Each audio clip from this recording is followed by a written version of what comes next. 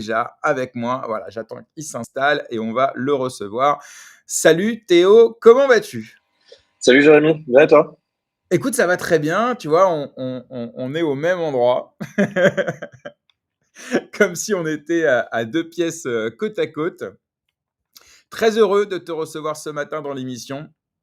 Donc comme je disais, juste avant ton arrivée, on va analyser un petit peu les news ensemble avant de passer à une interview un peu plus profonde avec toi. Est-ce que tu es prêt, Théo? Ouais, je t'écoute.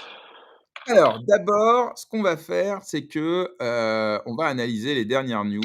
Alors laisse-moi retrouver parce que j'ai préparé, heu, c'est ça, voilà.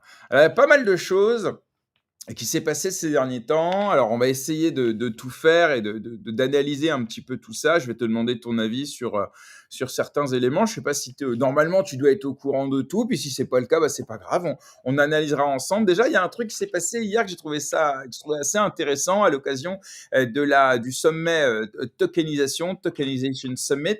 Hem Eh bien, on a, une keynote qui a été, réalisée, par, Tulip Siding, qui est secrétaire d'État, on va dire au Trésor, hein, au Royaume-Uni, qui a annoncé un certain nombre de mesures et une vision pour le Royaume-Uni liées, notamment à la réglementation sur les actifs numériques, dans lequel elle annonce, pas mal de choses. Alors, pour faire un résumé très rapide, hein, ce qu'on appelle Digital Security Sandbox, donc le fait de pouvoir tester la blockchain dans un environnement réel, l'émission d'une première obligation souveraine numérique. Donc, ça a déjà été fait, notamment en Italie. Là, ça commence à être fait aussi avec la Caisse de dépôt et consignation. Ça a été fait dans d'autres pays, hein, donc c'est quand même assez intéressant comme use case pour la blockchain.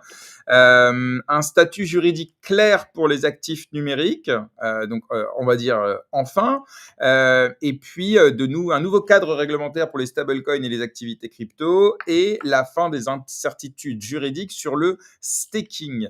Donc on voit avec ça que le Royaume-Uni se rapproche un peu de son allié américain en proposant une vision claire pour les actifs numériques. Donc on voit que ils sont obligés de le faire seuls, en dehors de l'Union européenne depuis le Brexit. Donc c'est plutôt positif, je pense, pour l'écosystème que le Royaume-Uni s'empare de sa souveraineté numérique. Qu'est-ce que tu en penses? Est-ce que tu as suivi cette news? Alors, j'avais pas vu ça. Ça m'étonne pas trop effectivement que certains pays, notamment, issus de la tradition du Commonwealth, décident de devenir un petit peu plus, laxes sur le sujet avec ce qui se passe aux États-Unis. Par contre, ce qui me fait toujours un peu ricaner, c'est, le fait de voir revenir les mêmes thèmes, dont on sait assez bien quand même que ça sert pas à grand chose et que, ça a pas généré beaucoup de valeur quand ça a été développé durant les cycles précédents. Je pense notamment aux fameuses, El Famoso technologies blockchain et les distributed ledger technologies. C'est Je lisais en diagonale l'article pendant que tu ouais, tu le présentais absolument. et effectivement, bon, bah, aujourd'hui, il y a de l'utilisation côté, cryptoactifs, notamment, on va dire à ce stade-là, Bitcoin et stablecoin qui se démarquent beaucoup, je pense.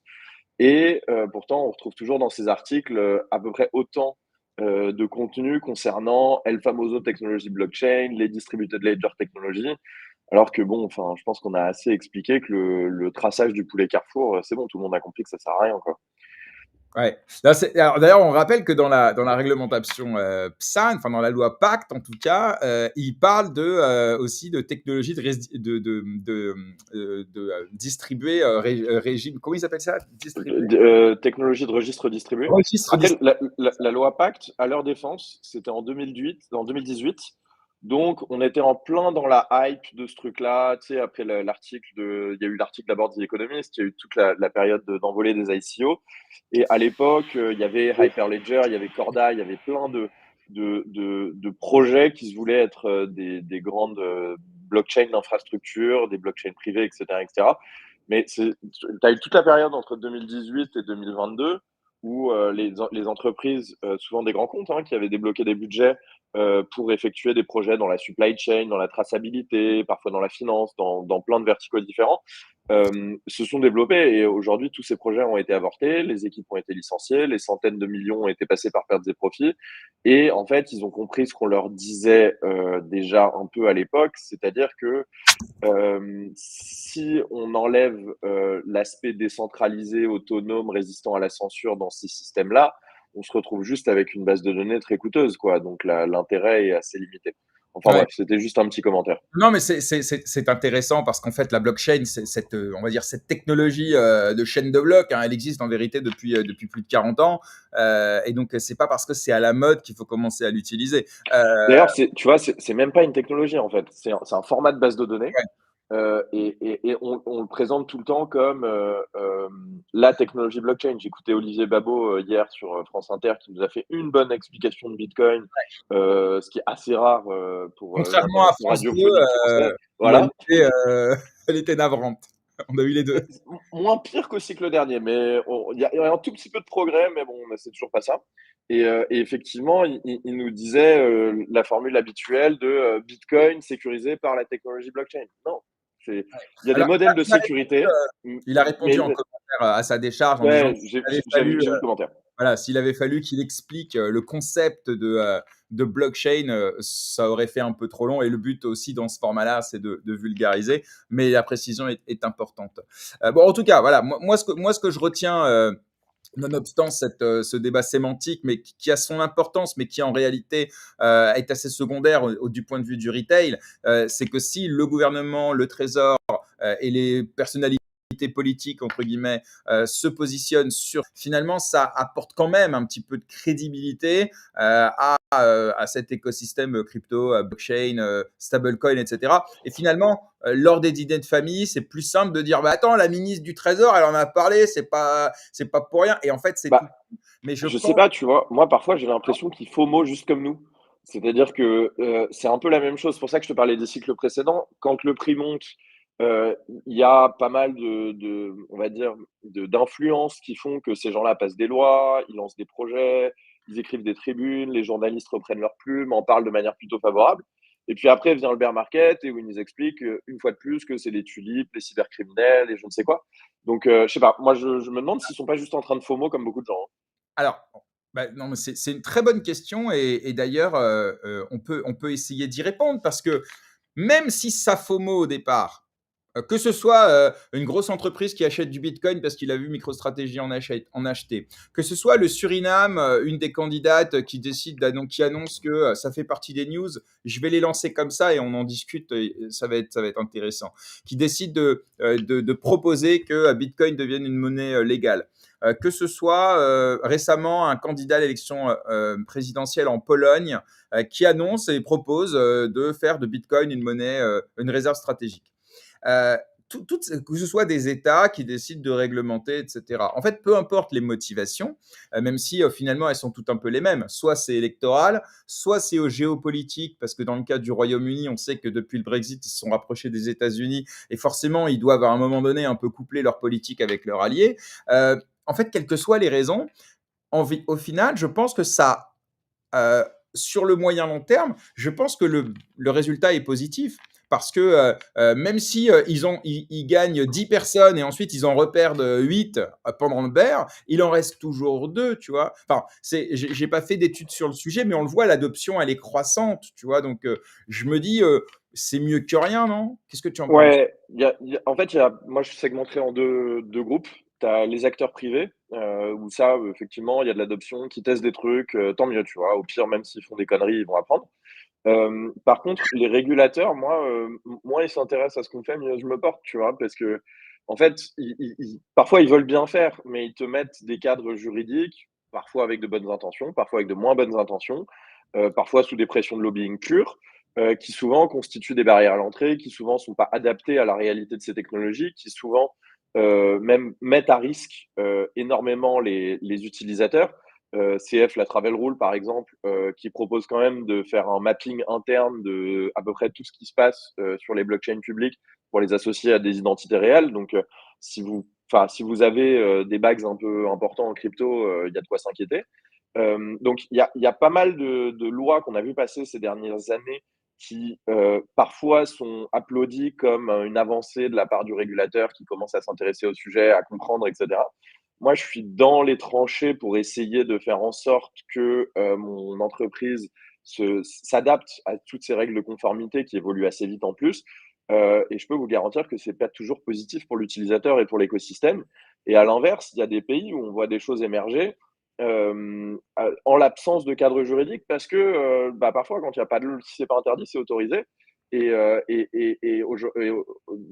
enfin, on va dire l'histoire du capitalisme nous montre bien que, bah, la destruction créatrice et l'innovation, elle se développe, tout aussi bien, si ce n'est mieux, lorsqu'elle est pas contrainte et par contre après effectivement une fois que c'est devenu des secteurs qui sont un peu plus matures, on comprend mieux ce qui se passe et là, on est peut-être un petit peu plus éclairé pour faire des lois, mais je suis pas convaincu que qu'on en soit encore là aujourd'hui. Alors c'est intéressant parce que, en fait, de ton point de vue, la phase d'innovation liée aux actifs numériques, à la blockchain et cetera, pour toi, elle n'a pas duré suffisamment. D'aucuns te diraient: «Les gars, vous avez eu depuis 2009, hein, pour, innover, vous structurer et nous, on commence à réguler, à réglementer, à encadrer juridiquement, depuis, en réalité, allez, on va dire 2018, et vraiment une entrée en vigueur fin 2020. Donc en gros, d'aucuns vous diraient: «Les gars, vous avez eu 10 ans de bac à sable où vous avez pu faire tout ce que vous voulez avec les dérives, voilà, toutes les dérives, je les mentionne pas. Il est temps maintenant de réguler et ça va vous permettre justement, bah, de passer du bac à sable à, réellement, on va dire, une industrialisation, un peu plus, sérieuse de votre secteur. Qu'est-ce que tu en penses de ça?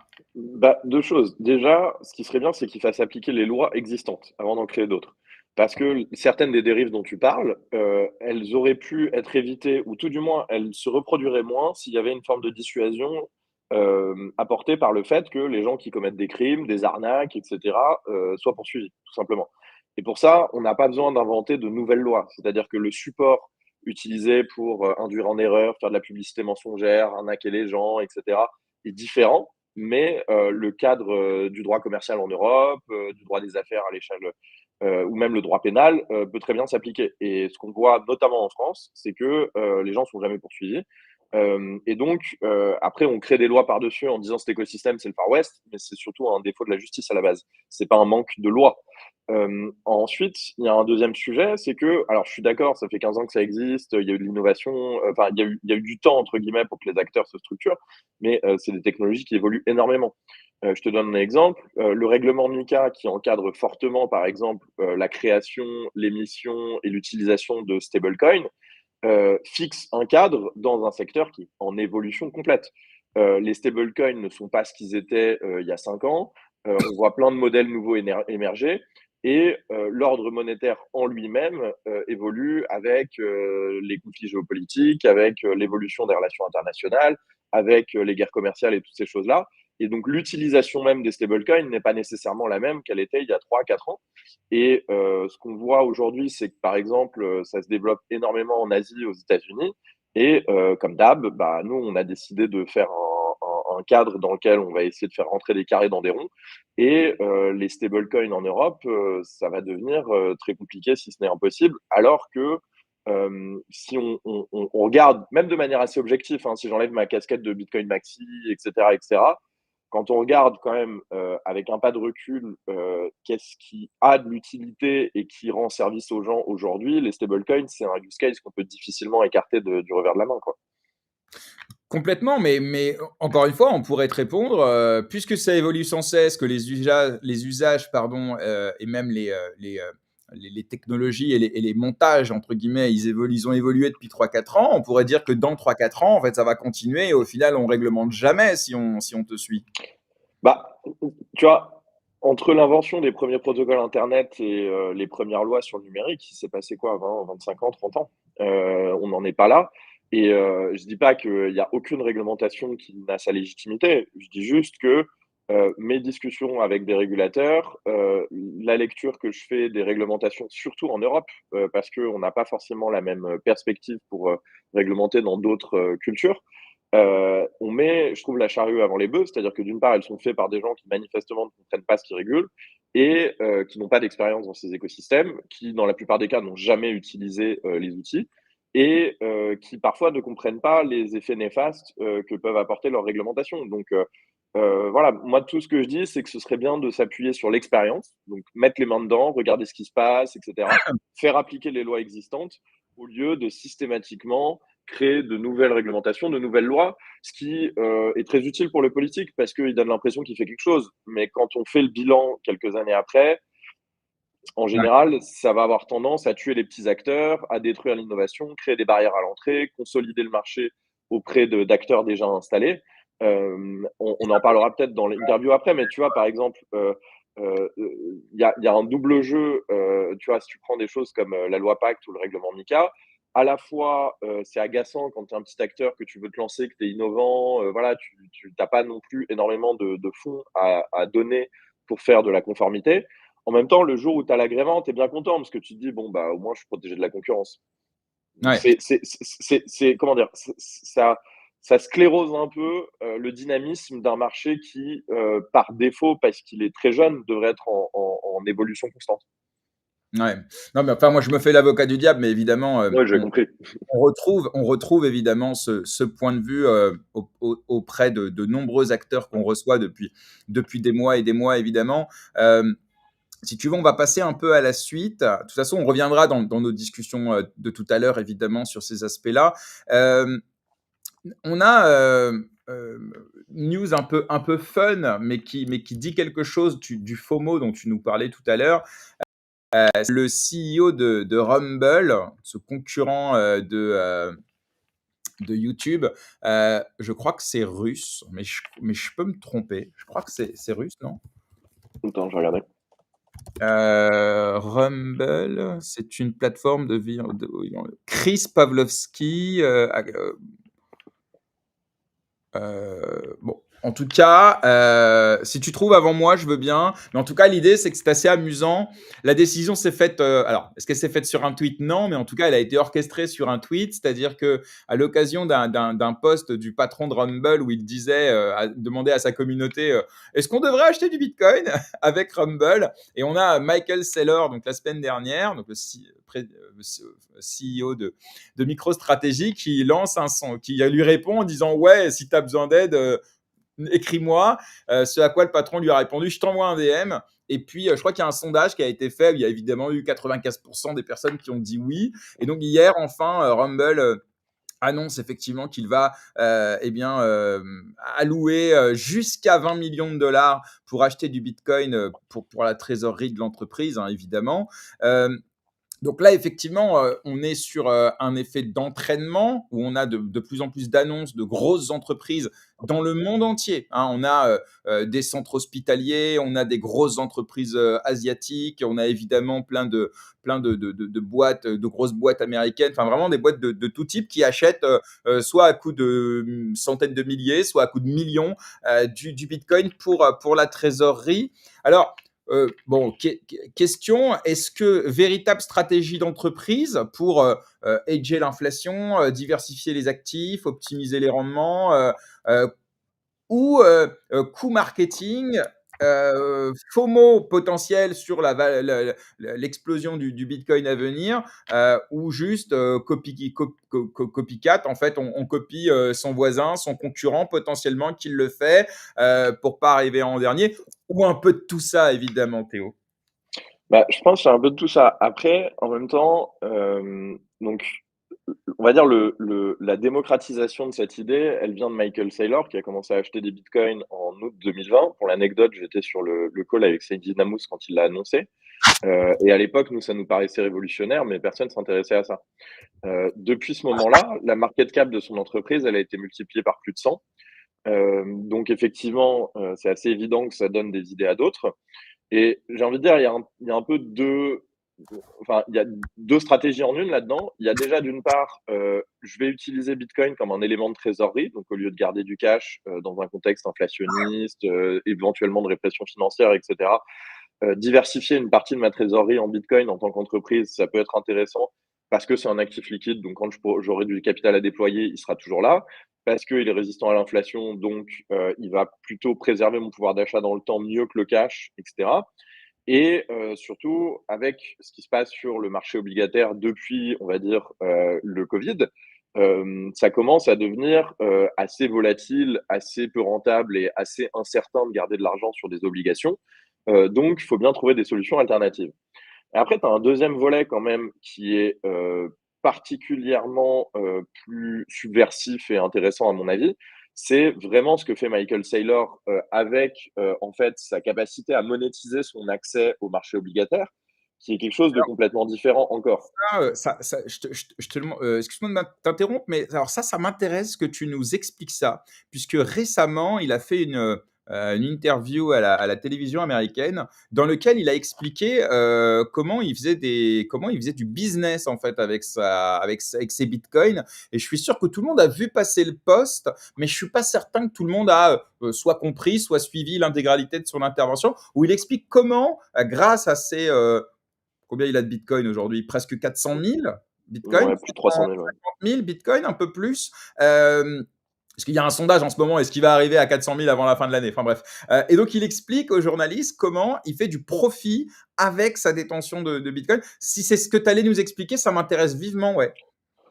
Ouais, en fait, je vais essayer de l'expliquer avec une image plutôt qu'utiliser des termes techniques, ce sera plus simple. Donc, admettons que tu sois un investisseur, donc un fonds, que ce soit un fonds de pension, que ce soit peu importe. Mais bref, ce qui compte, c'est que tu as un mandat pour investir dans des marchés spécifiques et notamment dans les marchés obligataires. Donc, quand tu as levé de l'argent auprès de tes investisseurs, toi, ils t'ont dit, bah voilà, on te file de l'argent, Jérémy, mais tu as le droit de n'investir que dans des obligations, que ce soit des obligations d'entreprise, des obligations convertibles, des obligations d'État, peu importe. Et en fait, aujourd'hui, bah, tu pas beaucoup d'endroits où, allouer ce capital de manière rentable. Parce que, bah, les obligations, elles ont perdu en valeur avec l'augmentée des taux, parce que les États sont de plus en plus endettés, donc c'est de plus en plus incertain, parce que du coup, vu qu'ils sont de plus en plus endettés, bah, tu sais pas si les taux vont augmenter, s'ils vont pouvoir augmenter durablement et donc si ça va vraiment pouvoir t'apporter un rendement. Et en plus, souvent, par exemple, si tu as un fonds de pension, à cause de la démographie, tu as de plus en plus de gens qui partent à la retraite. Il faut bien trouver de l'argent pour leur payer leur pension. Et donc, voilà un peu, pour mettre la table, voilà un peu ton contexte. Et en fait, Michael Saylor, s'il joue son rôle, en fait, ce qu'il fait, c'est qu'il arrive, il vient te voir et il te dit, bah écoute, ce qu'on va faire, c'est que moi, je vais t'émettre un titre de dette. Et en fait, il va te rapporter 0%. Et toi, tu vas quand même l'acheter parce que ce titre de dette, tu vas pas l'acheter pour le coupon qu'il va te rapporter, donc pour les intérêts, tu vas l'acheter parce que en fait, ce titre de dette, tu vas pouvoir l'échanger dans des actions enfin, tu vas pouvoir l'échanger contre des actions micro-stratégie. Une fois que la dette arrive à maturité, donc dans 3, 4, 5, 10 ans, et en fait, l'action micro-stratégie, au moment où tu vas échanger le titre de dette contre cette action, elle vaudra beaucoup plus cher parce que moi, je vous annonce que ce que je vais faire avec l'argent que vous allez me donner en échange de ces titres obligataires convertibles, c'est d'acheter systématiquement du Bitcoin, de jamais le vendre et de le garder sur mon bilan. Et donc, on prend en fait une sorte de paille et on va sucer du capital là où, dans une des poches où il y en a le plus dans le monde, le marché obligataire, qui encore une fois a très peu d'opportunités d'investissement qui vont offrir une rentabilité pareille, pourtant avec des obligations voilà, de délivrer de la performance vu leur structure de liabilities. Et en échange, bah, on va donner cet argent à Michael Saylor qui, lui, va acheter du Bitcoin et le garder. Donc en fait, d'une certaine manière, si vous voulez le voir d'une manière un peu plus financière, ce que Saylor fait, c'est qu'en gros, il structure une sorte de call option pour les gestionnaires d'obligations, à laquelle il leur donne accès à un prix discount, en fait, à un prix qui est en dessous de sa valeur de marché. Et grâce à ça, ça lui permet d'obtenir du capital vraiment pas cher pour pouvoir accumuler le plus de Bitcoin possible avant que ses concurrents se réveillent et se mettent à faire la même chose. Mmh. Et ça drive une FOMO assez impressionnante et ça peut donner des idées. On a vu par exemple Microsoft qui a soumis au dernier quarter ça à un vote dont on va avoir le résultat bientôt, enfin qui a annoncé qu'elle allait avoir un vote, je crois que ça va être début décembre. Donc si on en est à ce que une des 10 plus grosses entreprises du monde par capitalisation de marché se pose la question d'effectuer en fait ce que fait Sailor, ce qu'on appelle une attaque spéculative. Si vous voulez un peu plus de détails sur le sujet, allez sur mon profil Twitter, j'avais écrit un article là-dessus pour expliquer comment ça se passe.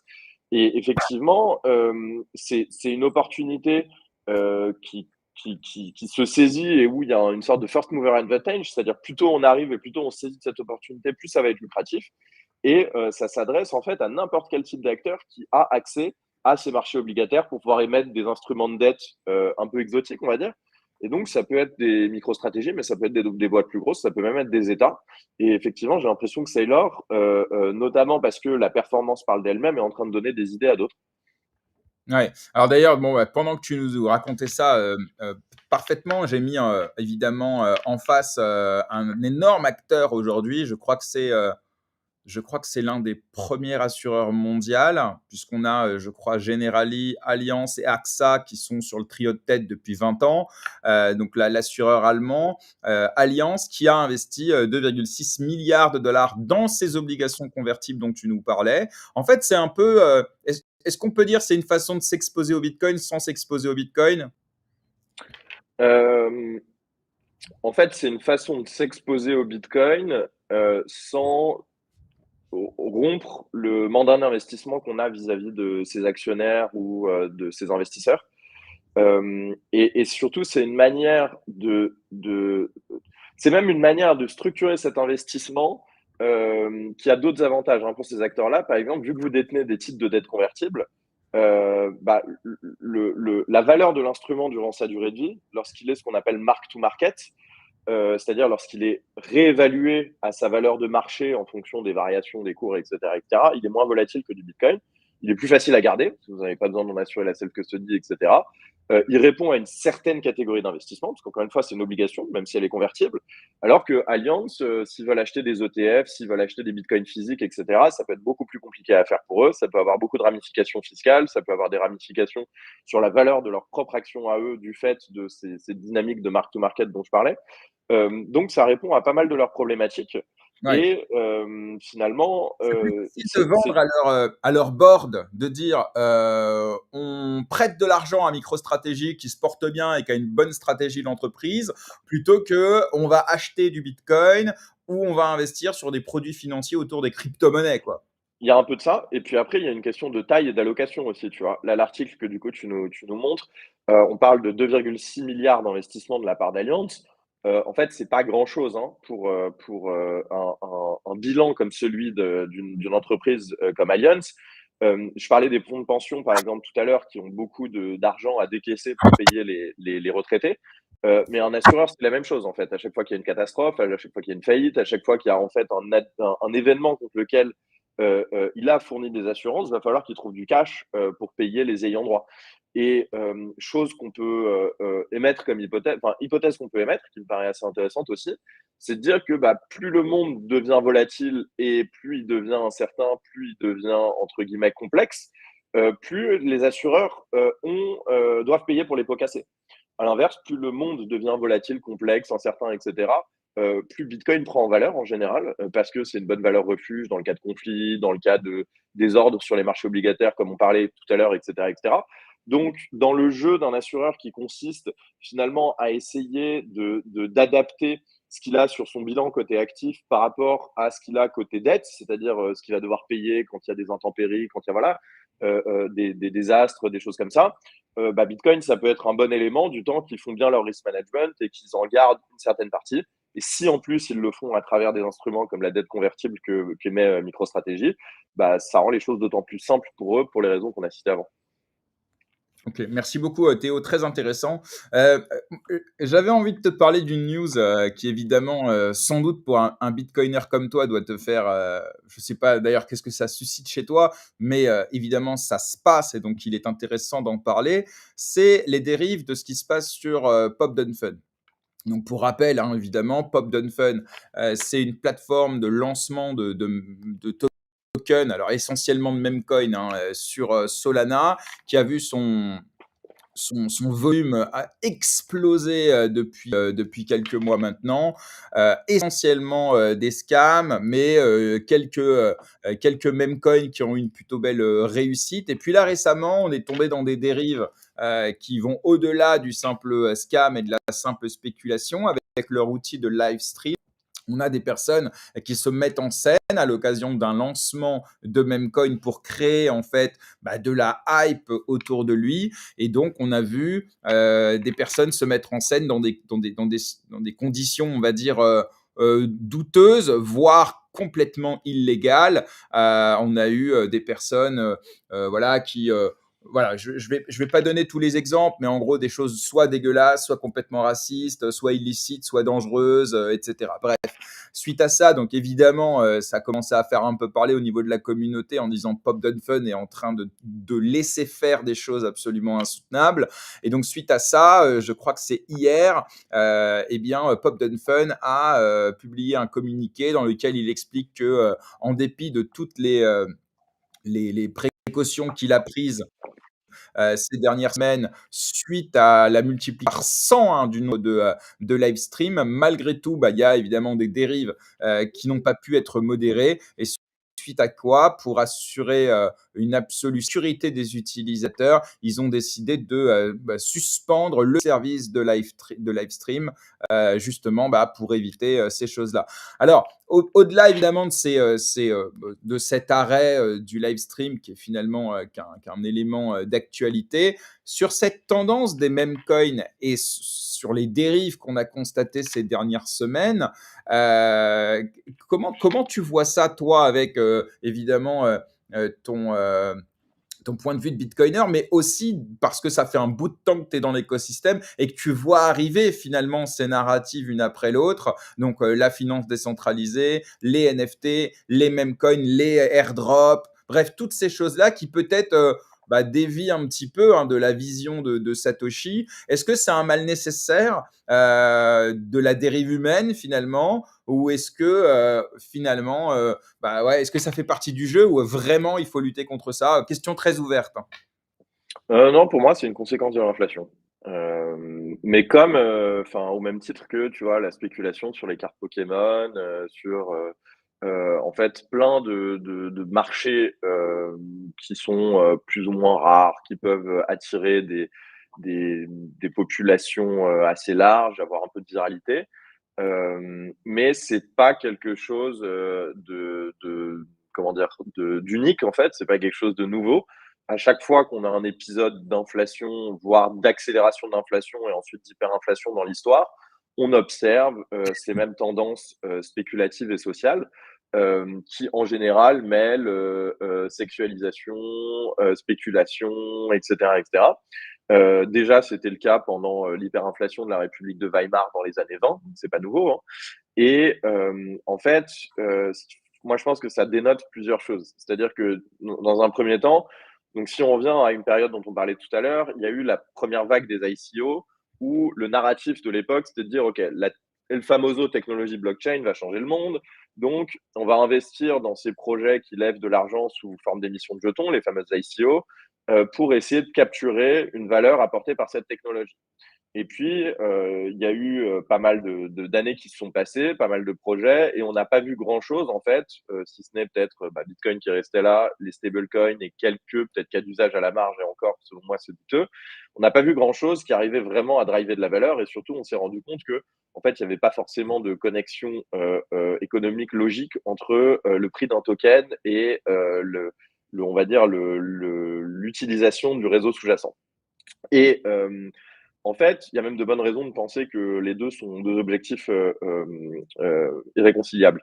Et en fait, du coup, après ça, pour moi, on est arrivé dans ensuite, on a eu, les relances covid, on a eu l'inflation, on a eu, voilà 45 des dollars en circulation aujourd'hui qui ont été émis dans les 4 dernières années. Donc tout ça, ça a des effets. Et je pense que ce qui s'est passé derrière, c'est qu'il y a une forme de nihilisme financier qui s'est installé où en fait, l'augmentation de prix des choses désirables, donc par choses désirables, j'entends voiture de luxe, montre de luxe, les vacances que vous voulez vous payer. Je parle pas vraiment de l'indice des prix à la consommation qu'on nous sérine toute la journée, hein. Je parle vraiment de les choses dont vous rêvez, à quel point elles se sont éloignées de votre capacité à les acheter par rapport à l'évolution de votre salaire réel. Et en fait, du coup, pour beaucoup de gens qui n'arrivent plus à joindre les 2 bouts, qui se disent: «Bon, bah, en fait, si juste j'épargne, 20 30 de mon salaire tous les mois pour essayer de me payer des trucs, bah, je deviens de plus en plus pauvre».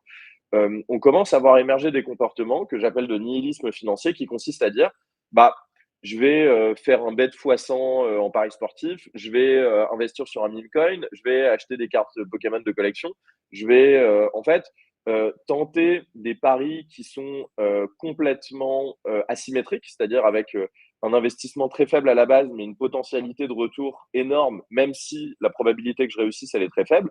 Pourquoi? Parce que, bah, finalement, si je perds 100 €, ça va pas changer grand-chose à mon niveau de vie. Mais si je veux essayer de sortir la tête de l'eau et vraiment commencer à voilà, à vivre de manière, on va dire, consumériste et confortable, va falloir que je fasse une culbute, quoi. Parce que c'est pas avec mon salaire et l'évolution de mon salaire que je vais m'en sortir. Et donc, on observe l'émergence de ces comportements, mais c'est aussi sur les stonks, c'est aussi sur, les short dated call options, sur des actions comme GameStop, c'est aussi sur, ou AMC, et c'est pas du tout que en crypto, en fait. Et là-dedans, du coup, avec, en fait, je pense la perte de confiance des investisseurs crypto sur ce narratif qu'on a créé durant l'époque des ICO. C'est-à-dire que vraiment, il y allait avoir la place pour beaucoup de projets qui allaient pouvoir faire des choses concrètes et délivrer de la valeur comme peuvent le faire des startups technologiques, à travers, la fameuse révolution du Web 3.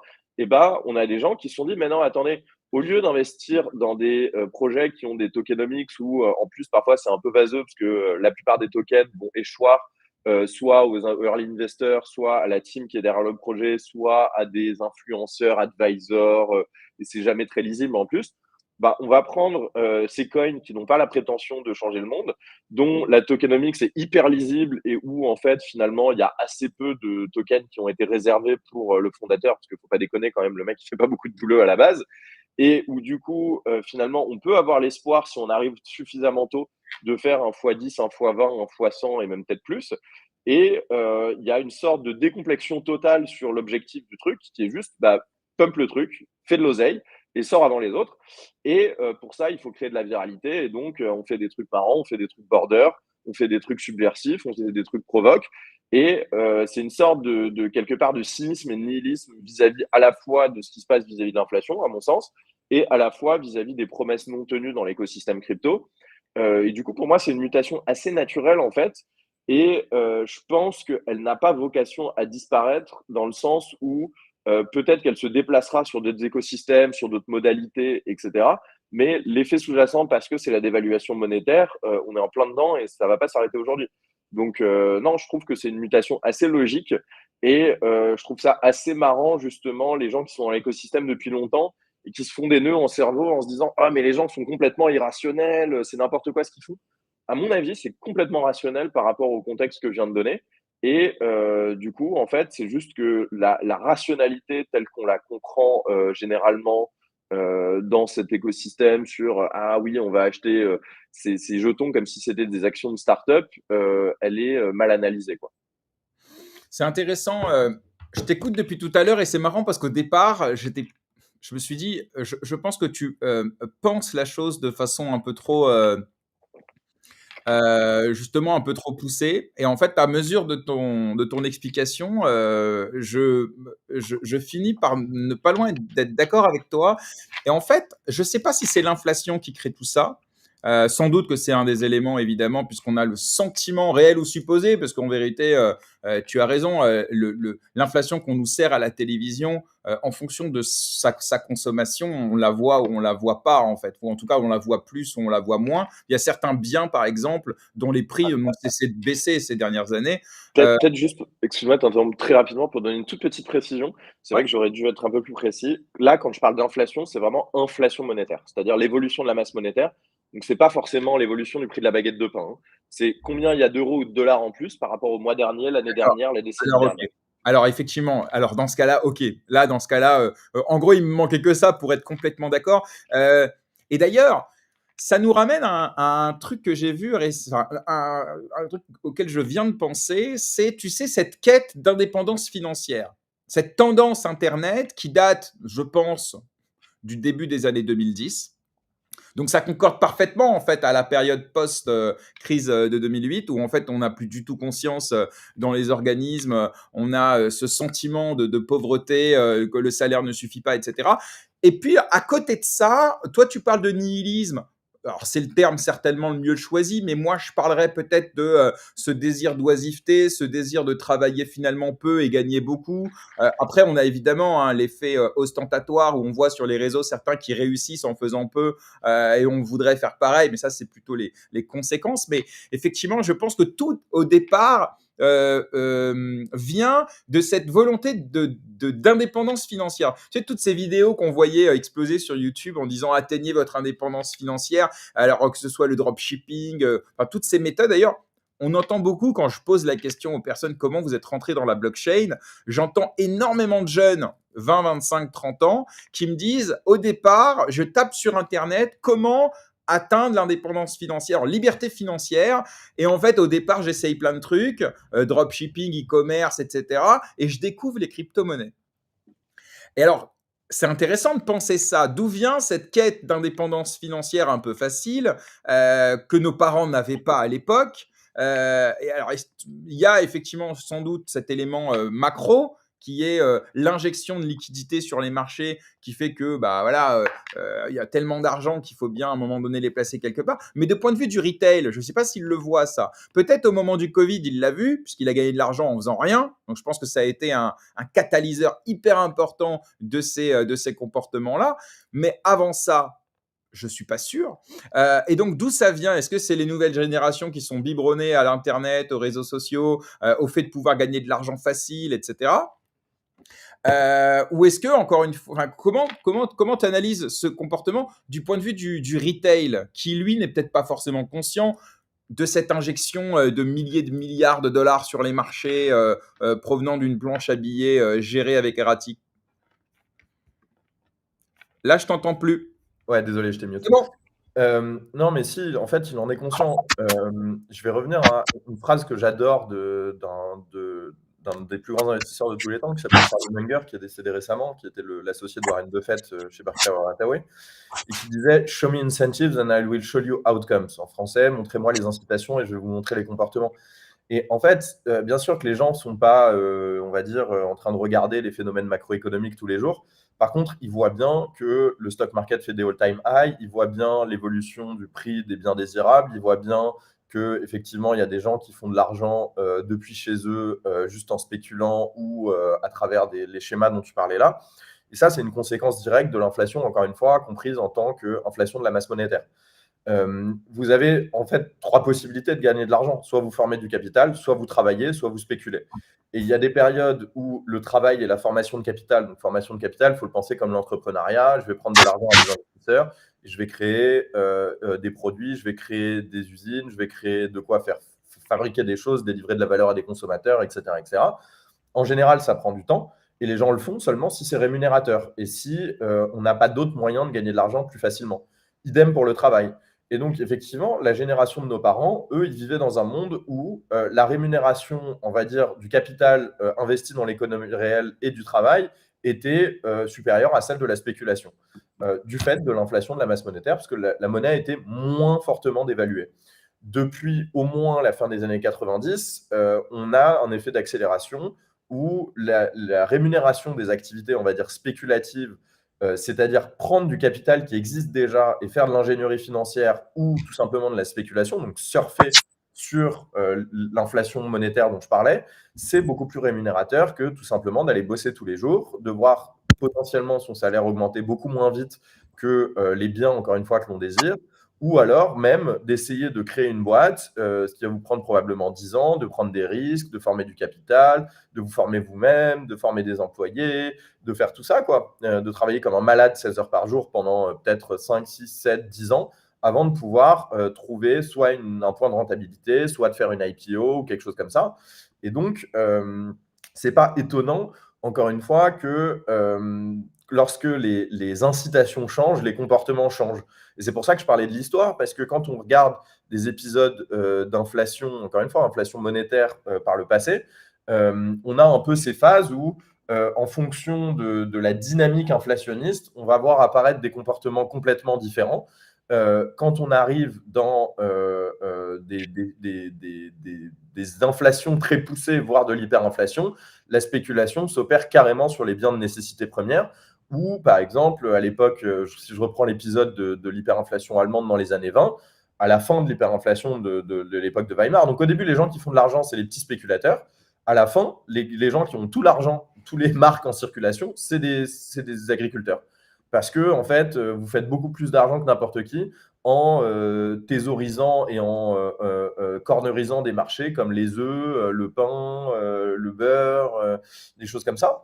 Et en fait, vous avez une sorte de démobilisation dans l'économie réelle parce que aller bosser à l'usine ou essayer de créer une nouvelle usine, en fait, ça rapporte beaucoup moins que juste acheter des œufs le mardi, les foutre dans un entrepôt et les revendre 2 semaines plus tard.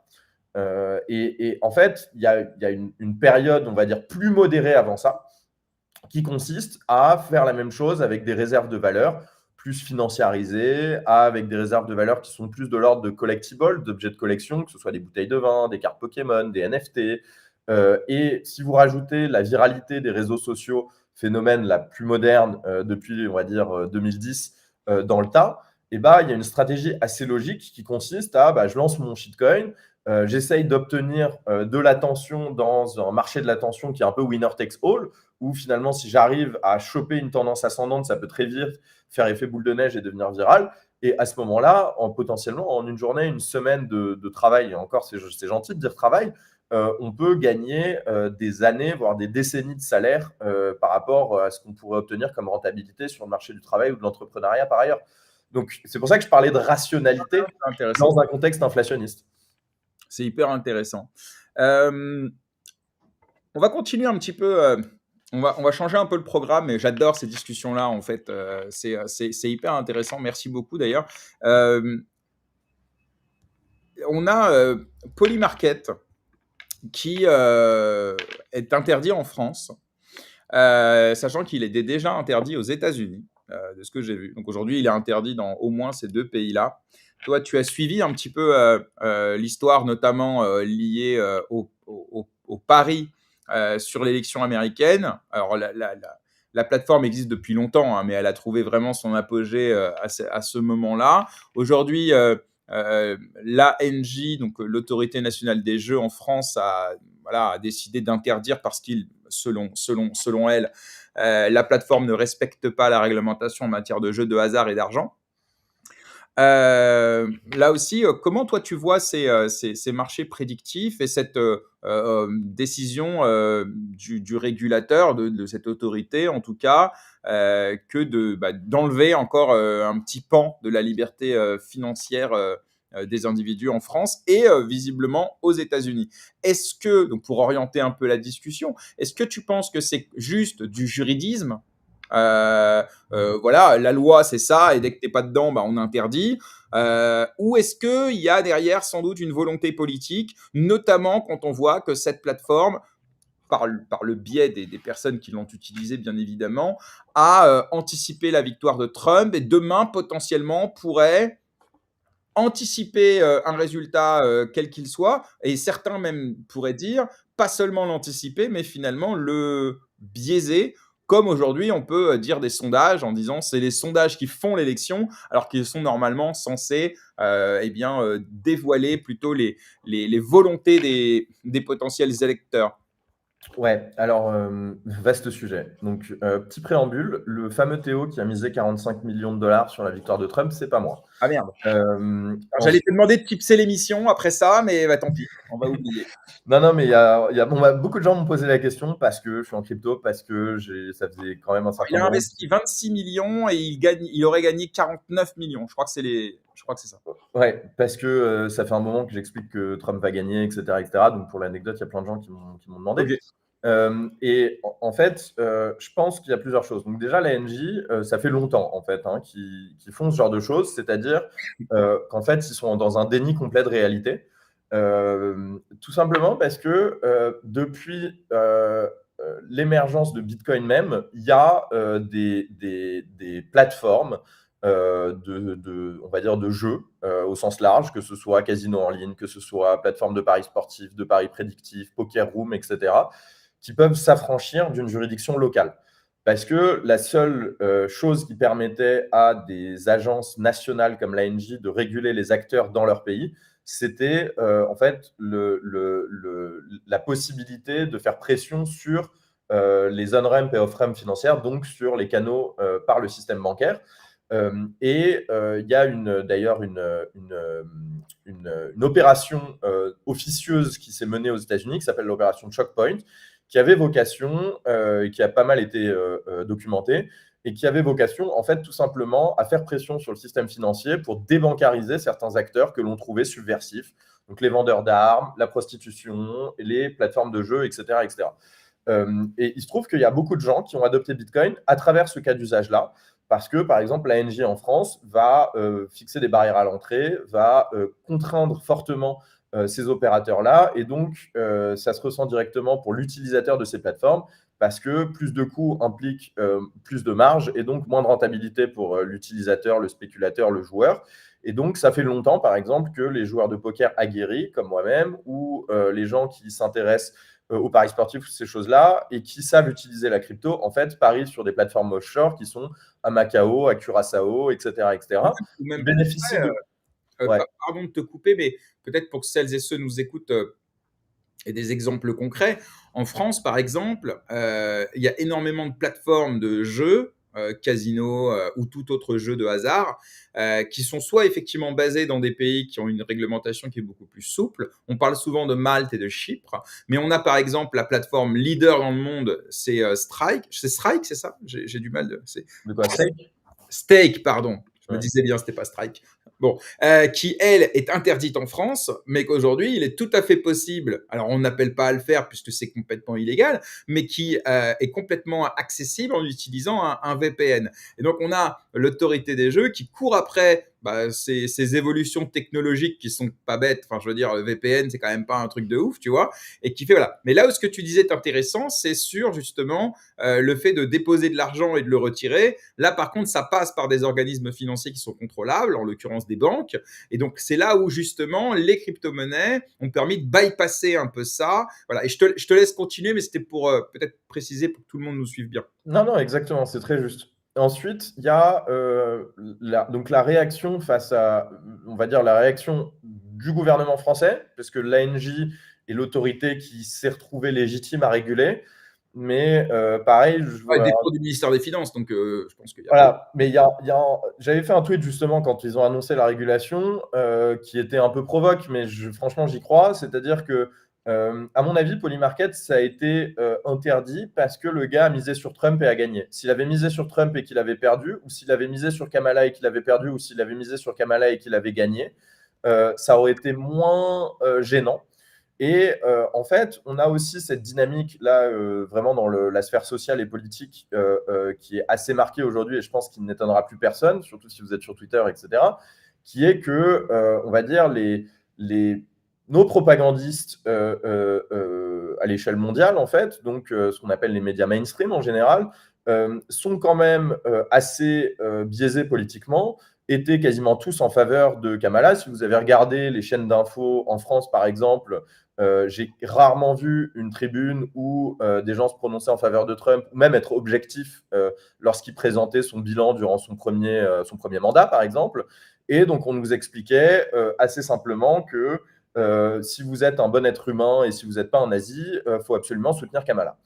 Alors d'ailleurs, pour abonder et peut-être nuancer un petit peu, il y a une étude qui a été faite, il y a eu 2 études qui ont été faites pendant l'élection et après l'élection sur le soutien à Kamala et le manque de soutien, enfin un soutien défavorable, comment on peut dire, en tout cas un positionnement très contre Trump. Et effectivement, les chiffres sont impressionnants aux États-Unis. Je crois qu'on avait aux alentours de 85 à 90% des médias qui étaient pro-Kamala, et on avait à peu près le même chiffre qui était au contraire contre Trump.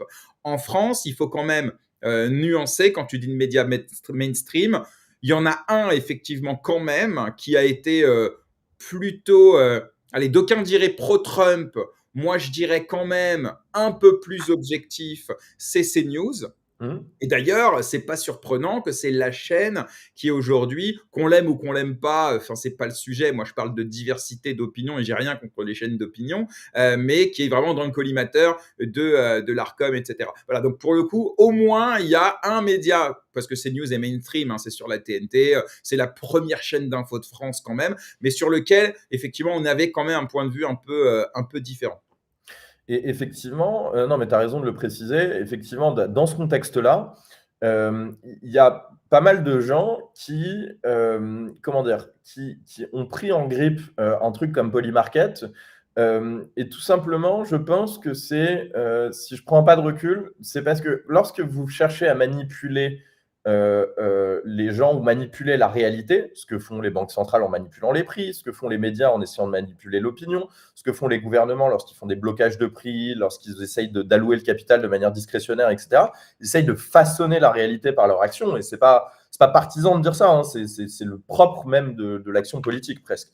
Et ben, lorsque la réalité échappe à leur contrôle, ils ont tendance à supprimer la vérité. C'est ce qu'on voit dans la plupart des régimes très interventionnistes, voire quasi totalitaires, voire totalitaires. Et les prix sont une expression de la réalité la plus dangereuse parce que la plus représentative de ce que pensent les collectivités, les masses. C'est un marché, c'est une confrontation d'idées divergentes. Et donc, à la rencontre de toutes ces divergences, se forme un prix. Et un marché prédictif comme Polymarket, en fait, ce qu'il a montré, c'est que contrairement à ce que racontaient ces gens, il y a vraiment des gens aux États-Unis et dans le monde entier qui, un, pensent que Trump pourrait être un bon président, qui, deux, ne sont pas d'accord avec le fait que le gouvernement démocrate qui était déjà au pouvoir devrait continuer à rester au pouvoir et prolonger les politiques qu'il a fait pendant 4 ans, et trois, que Trump avait réellement de très bonnes chances de gagner l'élection. Et effectivement, les banques centrales font par exemple quelque chose qu'on appelle du forward guidance, c'est-à-dire que elles vont devant un pupitre et devant des caméras de télé et elles disent voilà ce qu'on va faire dans le futur, voilà comment on regarde l'économie. Et toute la théorie économique suppose et tient pour acquis que cette forward guidance, ces annonces, ce positionnement, ces prévisions, en fait, influencent l'action des gens et donc influencent les prix sur le marché et donc influencent le futur. Et du coup, les prix, par définition, influencent également la manière dont les gens vont voter, la manière dont les gens vont penser l'élection. Si on vous dit, par exemple, que Trump n'a aucune chance de gagner, vous allez peut-être pas vous déplacer au bureau de vote le jour J pour aller vous embêter. Vous allez passer un dimanche en famille parce que finalement, à quoi bon si de toute manière votre vote ne va pas faire de différence? Et donc, À l'inverse, quand on disait qu'il y avait un risque que Le Pen passe, Mélenchon passe, etc., à l'inverse, on peut mobiliser les abstentionnistes dans le but de les faire voter utiles contre le fascisme, etc. Donc ça marche effectivement dans les deux sens. et il y a un truc qui est intéressant, c'est que ce qui joue ce rôle-là d'habitude dans les démocraties, c'est les sondages et les instituts de sondage qui les font. Sauf que les sondages et les instituts de sondage, un sondage, c'est très facilement manipulable, ou en tout cas, ça peut être biaisé en fonction de comment on pose la question, de à qui on la pose, de à quel moment on la pose, de comment est-ce qu'on présente les résultats, etc., etc.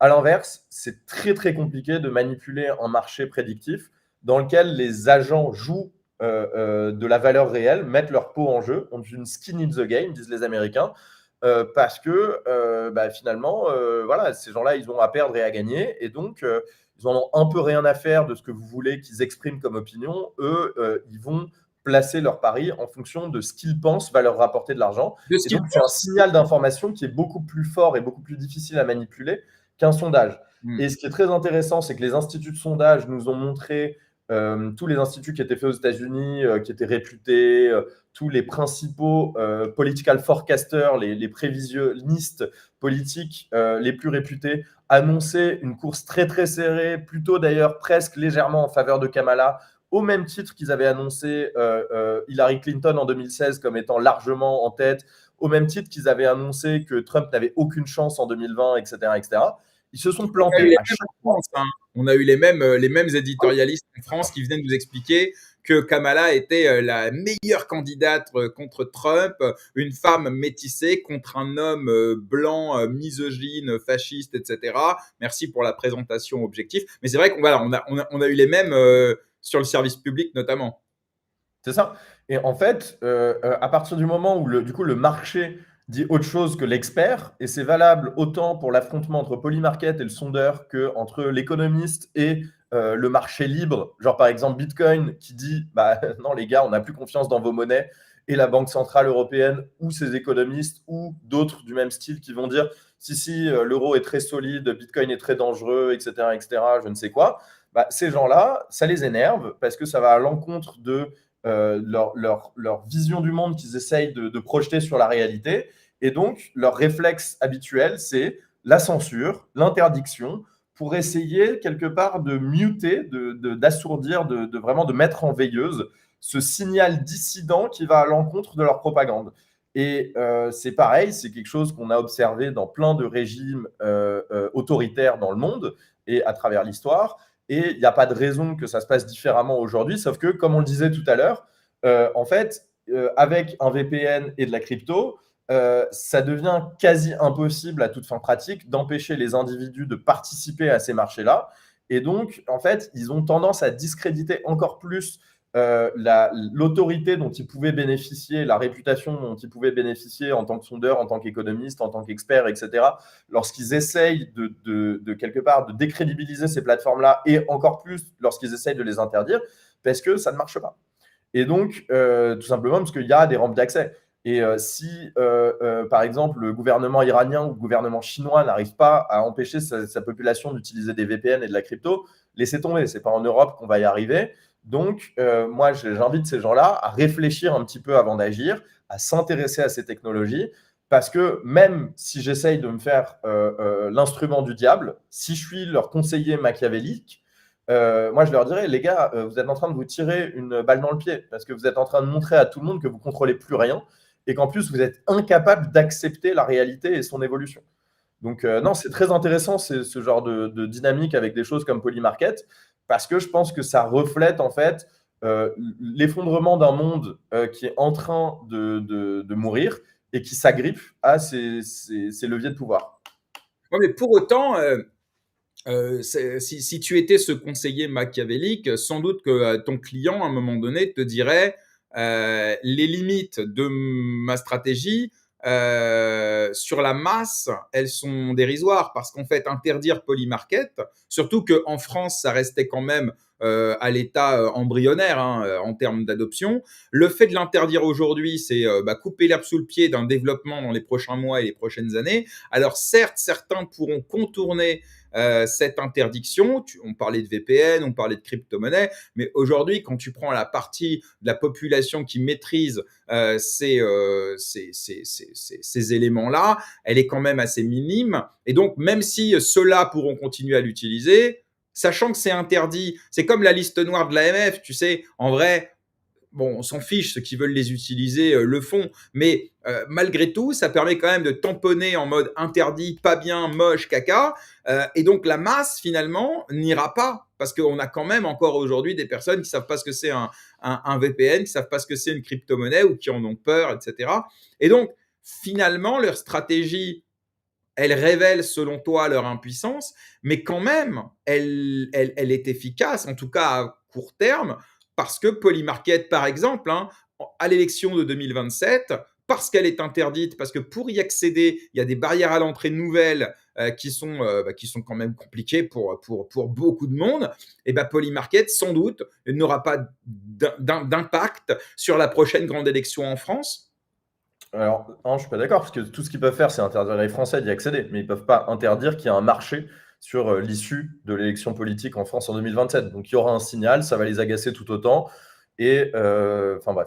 Ensuite, parce que aujourd'hui, il faut voir les choses de façon mondiale, et même si c'est pas les Français qui s'emparent de Polymarket, si c'est des pays dans lesquels c'est autorisé, je rappelle que c'est aussi interdit aux États-Unis. Donc bon, et sans doute que ça va l'être dans l'Union européenne à un moment donné, mais tu as raison, il y aura un marché, et peut-être que ça aura un impact sur les milieux comme les nôtres, ultra connectés, ouais. Ok. Et aussi, pour revenir à la réflexion que tu faisais sur, en fait, il y a assez peu de gens aujourd'hui qui maîtrisent ces technologies.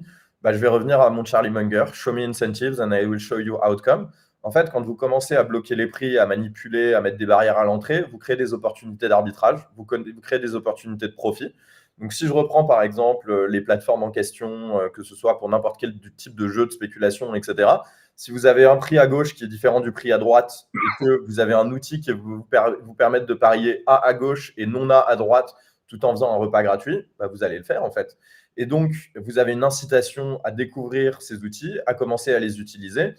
Et en fait, dans les pays dans lesquels la répression est plus importante, on voit que la pénétration des outils comme les cryptos et comme les VPN est beaucoup plus importante. Moi, j'ai voyagé dans certains de ces pays-là, comme par exemple l'Iran. Vous auriez bien du mal en Iran à trouver quelqu'un qui ne sait pas utiliser un VPN. Même une personne de 60 ans, 70 ans, pour peu qu'elle ait un smartphone, elle sait utiliser un VPN. Parce que tout est interdit, YouTube est interdit, tous les réseaux sociaux sont interdits. Et donc, tout le monde sait utiliser un VPN. Moi, j'ai rencontré des fermiers qui font pousser des pistaches au fin fond du désert, qui savaient peine lire et écrire, qui sont payés en Bitcoin. Et en fait, parce que quand vous avez 50% d'inflation par mois, quand vous pouvez pas retirer plus de 1 000 $ par mois, quand vous n'avez pas de possibilité d'envoyer de l'argent à l'étranger à votre famille, par exemple, lorsque on vous met 400% de taxes sur l'importation de voitures ou de produits qui viennent de l'Occident, etc., etc., bah, en fait, vous avez une opportunité qui se crée dans le marché gris, dans le marché noir. Et à partir du moment où il y a des outils qui sont relativement, on va dire, faciles à prendre en main, bah, tout est une question de quel est le coût-bénéfice pour l'utilisateur. Et plus le bénéfice potentiel, que ce soit par spéculation ou que ce soit pour accéder à quelque chose qui vous est interdit dans votre marché national, bah, vous allez en fait vous en saisir. Et en fait, c'est pour ça qu'à terme, les contrôles de prix, ça ne marche jamais. C'est toujours en fait un transfert de richesse de la part du pauvre ladre qui respecte la loi vers le gars durant la prohibition américaine qui va vers la mafia italienne ou la mafia irlandaise qui va fabriquer de l'alcool et le mettre en vente sous le manteau. C'est toujours la prohibition des drogues, c'est un transfert de richesse vers les cartels de drogue. Donc, en fait, de la même manière, lorsque vous interdisez les jeux, les prix, la spéculation, les marchés prédictifs, les choses comme ça, dans un contexte où vous ne pouvez pas exercer de la force dans le cyberespace et où vous avez des monnaies natives dans ce cyberespace et des réseaux distribués ou des technologies comme Tor, les VPN qui vous permettent d'y accéder, et ben, en fait, vous créez juste deux marchés, donc une opportunité d'arbitrage, donc une incitation pour les gens à les utiliser. Donc, pour moi, c'est à court terme, je suis d'accord avec toi que ça va dissuader certains. À long terme, c'est de la publicité. Ok, bah c'est hyper intéressant. Merci Théo pour cette revue de presse un peu plus longue, mais qui finalement a été le prétexte de discussions très intéressantes. On va passer à l'interview. Alors bon, on va la faire un peu différemment de ce que j'avais prévu, mais c'est pas très grave. Est-ce que en l'espace de quelques minutes, pour celles et ceux qui te connaissent pas, tu peux nous dire d'où tu viens, qu'est-ce que tu as fait comme études et qu'est-ce qui t'a amené à t'intéresser à la crypto? Ça va poser les bases de nos discussions des 20 prochaines minutes.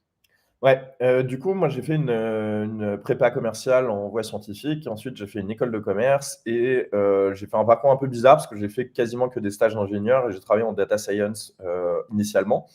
C'est dans ce cadre-là que j'ai découvert à la base les cryptos et ensuite Bitcoin. Donc, j'avais pas de formation en finance et en économie en proprement parler, enfin un petit peu en finance d'entreprise, mais pas en finance de marché. Et du coup, en découvrant les cryptos, je me suis rendu compte que mes lacunes en finance et en économie m'empêchaient de vraiment bien comprendre de quoi il s'agissait. Et donc, j'ai pris une année sabbatique pour m'intéresser à tout ça, essentiellement payé par mes gains en crypto à l'époque. Et du coup, je me suis plongé dans la finance, l'économie, l'histoire de la pensée économique, l'histoire de la finance, l'histoire de l'économie, toutes ces choses-là, ce qui était absolument passionnant et fascinant. Ça m'a amené ensuite, à l'époque dont on parlait, des fameuses ICO, etc., à être sollicité à la fois par des écoles pour enseigner ces sujets-là en école de commerce et d'ingénieur, et à la fois par des projets qui avaient besoin de gens pour les aider à structurer leur white paper, à penser leur projet, etc., en fait me solliciter pour des prestations de conseil. Ça m'a conduit ensuite à faire pendant des années de la formation et du conseil sur Bitcoin, sur l'économie et on va dire sur la finance en général. Et un peu plus récemment, du coup, j'ai été recruté par Bull Bitcoin, qui était un des plus vieux, si ce n'est peut-être le plus vieux broker Bitcoin. Donc, on va dire une plateforme qui vous permet d'acheter et de vendre du Bitcoin directement en self-custody, donc directement en détention propre, qui initialement a été fondée au Canada en 2013 par Francis Pouliot, un bitcoiner de la première heure, et qui du coup se développe aujourd'hui en France. Donc ils m'ont recruté pour développer le marché ici et gérer la structure en France et en Europe. À cet effet, du coup, on a acquis Bitcoin Lyon, qui pareil est une entreprise assez ancienne dans l'écosystème français, qui opérait exactement le même modèle d'entreprise. Donc on a racheté cette entreprise cet été et gardé un de ses fondateurs, Jimmy Chambrad, qui est aujourd'hui notre directeur de conformité et le directeur du support et de l'éducation en France. Et j'ai également recruté 2 bitcoiners, pareil, assez anciennement dans l'écosystème, GG LSMR et Gilles Cadignan. Reçu dans l'émission. Gilles, qui est assez connu, bien entendu, pour m'aider à exporter Bull Bitcoin en France. Et voilà, et donc du coup, aujourd'hui, on bénéficie de l'enregistrement PSAN de Bitcoin Lyon historique. Donc, on est disponible en France. Alors, la plateforme n'est pas encore disponible, mais elle arrive très, très bientôt. Et notre objectif, c'est justement d'offrir les services que Bull Bitcoin offrait au Canada et au Costa Rica historiquement, en France et en Europe. Donc, tout simplement, acheter et vendre du Bitcoin et du Bitcoin seulement en self-custody, directement en self-custody. Donc, on ne détient jamais les coins de nos clients et c'est un choix de design qui est fait consciemment et par choix. Justement, pour en fait, nous, j'ai vu par exemple Jack Mallers qui disait l'autre jour qu'il faisait un peu de pub pour Strike, donc son entreprise, et qui disait la plateforme Bitcoin à laquelle vous pouvez faire confiance. Bah, nous, on est la plateforme Bitcoin à laquelle vous n'avez pas besoin de faire confiance parce que par défaut, nos intérêts sont alignés avec les vôtres. On ne va pas utiliser vos avoirs parce qu'on ne peut pas les. J'avais une question là-dessus parce que pour moi, une plateforme, un broker, il détient nos crypto-monnaies. Sinon, je passe sur un échange décentralisé. Et toi, tu es venu casser mon paradigme historique avec Bull Bitcoin en disant je peux aussi bien détenir mes clés, pas avec un MPC comme peuvent le faire certains brokers comme Desblocs, qu'on félicite d'ailleurs, qui viennent d'avoir l'agrément et qu'on levé 16 millions, franchement, un GG à eux, mais peu importe. Et donc vous, est-ce que tu peux m'expliquer très facilement pour que je comprenne comment ça fonctionne du point de vue de l'utilisateur? Donc, j'ai mon wallet, je détiens donc ma seed phrase, c'est mes actifs. Et ensuite, comment je vais faire pour venir, donc si j'ai bien compris, acheter et vendre du Bitcoin sur Bull Bitcoin? Techniquement, comment ça fonctionne? Alors peut-être juste un petit point de détail, les échanges décentralisés, ça vous permet que de faire du crypto to crypto, entre guillemets. Donc nous, ce qu'on vous fournit, c'est un accès fiat to crypto. Ok. Et en l'occurrence, fiat to Bitcoin, encore une fois, uniquement. Et en fait, la manière dont ça fonctionne, c'est très simple. Si vous êtes déjà allé à l'étranger, par exemple, en général, à l'aéroport ou dans la ville, vous allez vouloir changer vos euros contre des devises locales. Et à ce moment-là, vous allez dans un bureau de change et du coup, vous avez votre cash, donc entre guillemets, votre argent en détention propre. Et puis, il y a un gars derrière le guichet qui vous dit, tu as des euros. Par exemple, vous êtes en Pologne, moi je t'achète de l'euro à tel prix et je te vends du zloty à tel prix. Mais donc techniquement, j'ai du Bitcoin, je l'envoie sur une adresse, la vôtre, et vous, en contrepartie, vous me faites un virement. Et Voilà, inversement, je vous fais un virement ou un paiement, et vous envoyez du Bitcoin sur mon adresse. C'est aussi simple que ça. C'est ça. Tu te crées un compte sur la plateforme. Tu choisis la manière dont tu veux, par exemple, si tu veux vendre, tu choisis la manière dont tu veux envoyer tes bitcoins. Donc, ça peut être on-chain, ça peut être via Lightning, ça peut être via Liquid. Nous, on va te générer une adresse si c'est on-chain, un invoice si c'est via Lightning, une adresse Liquid si c'est via Liquid. On te file une cotation qui est complètement transparente, qui te dit exactement combien de Satoshi tu vas obtenir, etc., avec une transparence totale sur les spreads, donc l'écart entre le prix d'achat et le prix de vente, qui est en fait notre forme de rémunération, comme le bureau de change dans l'aéroport dont je vous parlais avant. Et lorsque nous, on reçoit, lorsque tu t'es créé un compte, tu nous as donné un IBAN, lorsqu'on reçoit tes coins, automatiquement, on te fait un instant SEPA, donc tu es payé directement sur ton compte. Et dans le cas d'un achat, ça se passe de manière complètement symétrique. Tu vas nous envoyer un instant SEPA sur un de nos comptes en banque, ou un SEPA si tu n'es pas pressé, peu importe. Tu vas choisir la manière dont tu veux recevoir, dont tu veux être livré. Donc, que ce soit une adresse Lightning, que ce soit en demandant le paiement d'un invoice Lightning, que ce soit une adresse Bitcoin, que ce soit une adresse Liquid. Et nous, dès qu'on a la réception de ton virement, on va automatiquement te pousser tes Satoshi vers le moyen de livraison que tu as choisi. C'est aussi simple que ça. J'avais une question à l'ère aujourd'hui des plateformes d'échange qui proposent de plus en plus de crypto et les plateformes d'échange, mais même les plateformes d'échange décentralisées qui finalement, avec wallet abstraction, etc., veulent aller vers une simplification pour l'utilisateur, notamment sur le contrôle de leur site FAD, etc. Vous prenez complètement à contre-courant cette tendance, on va dire commerciale, qui est de proposer toujours plus de crypto et de ne pas s'embêter avec sa seed phrase. Vous, au contraire, vous prenez complètement le contre-pied de cela. Ma question, c'est quelle place pour un échange de ce type-là aujourd'hui à l'ère que je viens de présenter, et comment, c'est quoi votre stratégie justement pour finalement faire revenir un peu les gens à l'origine, c'est-à-dire Bitcoin, l'origine des crypto-monnaies, et la self-custody, qui est là aussi l'origine de Satoshi Nakamoto et des OG des cypherpunks qui visent à détenir ses propres assets, etc. Challenge énorme, non? Pas tellement. En fait, ça dépend de ton horizon temporel. C'est-à-dire qu'effectivement, à court terme, c'est beaucoup plus intéressant d'aller lever de l'argent en quantité auprès d'investisseurs. C'est beaucoup plus profitable d'accepter de prendre la custody des actifs des clients parce que vous adressez un marché beaucoup plus large. Vous pouvez en fait fournir vos services à peu près n'importe qui, notamment à des novices.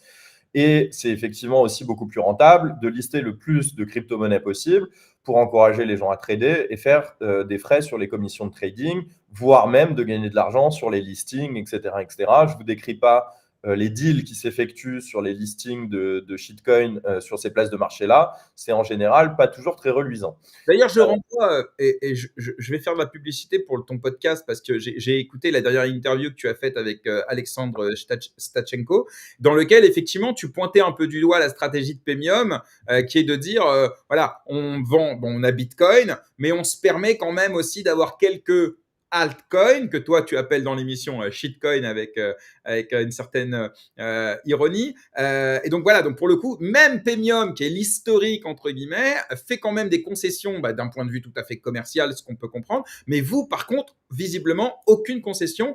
Je te laisse continuer sur ce challenge. Non, on fait aucune concession pour une très simple, pour des raisons très simples. C'est-à-dire que d'une part, on est persuadé que Bitcoin va changer le monde, que Bitcoin est une innovation fondamentale complètement transformatrice et que c'est surtout un outil qui permet aux gens de regagner leur souveraineté financière. Donc pour nous, c'est évident que c'est quelque chose qui doit être utilisé. C'est-à-dire que les gens doivent, pour vraiment tirer parti de Bitcoin, interagir avec le réseau, donc détenir eux-mêmes leur crypto-monnaie, savoir faire des transactions, éventuellement, si c'est des utilisateurs un peu plus avancés, faire tourner un nœud, etc., etc. Donc nous, tout simplement, ce qu'on fait, c'est qu'on veut donner des outils aux gens qui veulent regagner une souveraineté financière pour le faire de la manière la plus agréable, la plus facile, la plus flexible et la plus sécurisée possible.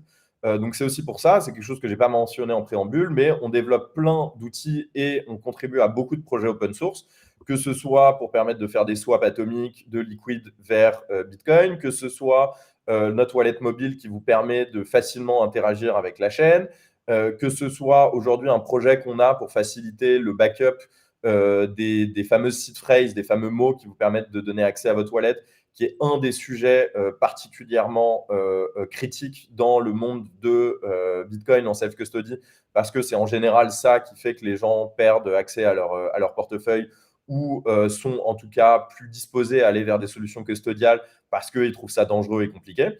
Enfin bref, l'objectif derrière, c'est vraiment de permettre aux gens, un à un, de faire une transformation personnelle et individuelle. Pour nous, adopter Bitcoin, c'est un choix de vie, entre guillemets, ça demande de l'investissement, des efforts, mais il y a un bénéfice énorme parce que ça vous permet d'avoir une vraie indépendance financière et une vraie souveraineté financière.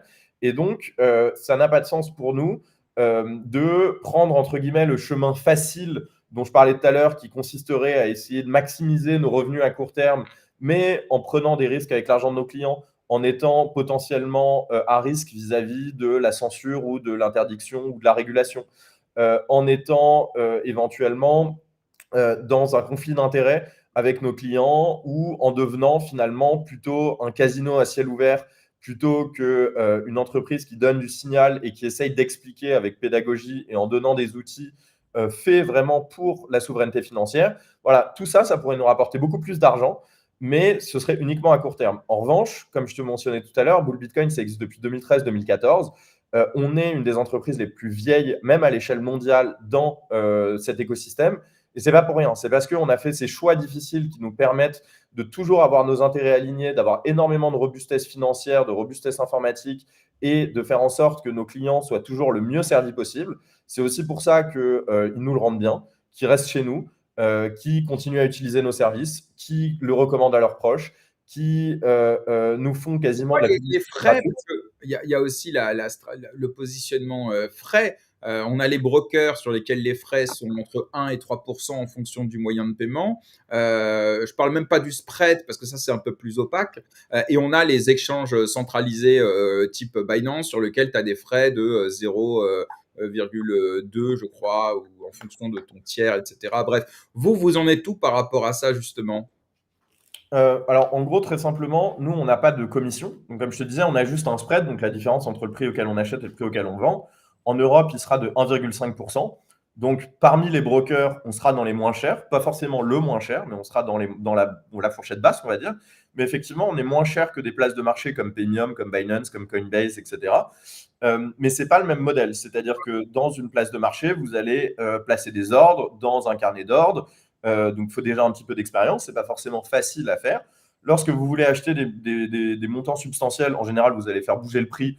Et le prix que vous voyez sur votre écran, c'est le prix auquel s'est réalisée la dernière transaction. Ce n'est pas le prix auquel vous allez Mais acheter. vous êtes pas un échange, vous êtes un broker, c'est-à-dire que vous vendez vos propres crypto-monnaies. Exactement. En Donc, fait, le modèle est différent. Ouais. on a des stocks de devises fiat, on a des stocks de Bitcoin. Et lorsque vous vendez du Bitcoin, on vous le rachète. Lorsque vous achetez du Bitcoin, on vous vend nos propres Bitcoins. Donc, on est vraiment comme une sorte de grossiste d'une certaine manière. Et donc, c'est vraiment un modèle d'affaires qui est différent. Et c'est un modèle d'affaires qui ne se prête pas, par exemple, au trading. Parce que, voilà, ce n'est pas une expérience d'utilisation très intéressante de passer par Bull Bitcoin si vous voulez faire du trading. Par contre, si vous voulez effectivement avoir la garantie que vous allez avoir une interface intuitive, sécurisée, facile à utiliser, qui sera encore là dans 10 ans pour pouvoir acheter vos bitcoins, qui est opérée par des bitcoiners, pour des bitcoiners, avec un alignement de l'équipe, des produits, etc., et même de notre manière de structurer nos produits par rapport aux contraintes réglementaires, etc., Ouais. qui correspond en fait à l'éthique cypherpunk et l'éthique de Bitcoin. À mon sens, on est la seule solution aujourd'hui en France. D'ailleurs, c'est ça qui est amusant, c'est que le choix de l'équipe, il est fondé évidemment sur des compétences, mais il est aussi un peu marketing. C'est-à-dire que dans le CTFR, toi, Théo et Gilles, le troisième, moi, je le connais pas, mais sans doute qu'il a aussi peut-être une petite réputation dans l'écosystème Bitcoin, sans doute, dont je suis pas le plus proche, hein, je le reconnais. Mais c'est vrai que ce choix de personnalité un peu forte, c'est aussi un bon outil marketing pour Bull Bitcoin. Donc, ils arrivent à concilier donc des gens compétents, parce que pour le coup, vous nous l'avez montré. Donc, je répète, hein, c'est pas que marketing, mais donc des gens compétents avec des valeurs qui sont vraiment à l'origine de l'écosystème dans lequel on est tous aujourd'hui, même si beaucoup sont un peu déviés, mais à la base, on vient tous de là. Et en même temps, effectivement, des personnalités. Voilà. Donc, ça c'est un choix qui est intelligent. Est-ce que tu avais peur quand tu as été recruté justement de faire office de ambassadeur plutôt marketing ou est-ce que tout de suite on t'a rassuré sur l'impact que tu pouvais avoir vraiment au niveau opérationnel sur la plateforme et son expansion? Non, j'ai pas du tout eu peur de ça. Déjà, c'était très clair hein, de la part de Francis. C'est-à-dire que lui, il voulait effectivement recruter des bitcoiners qui connaissent Bitcoin, à la fois sur le plan technique, sur le plan économique, sur le plan philosophique, etc. Et c'est pour ça qu'on a fait ces choix-là.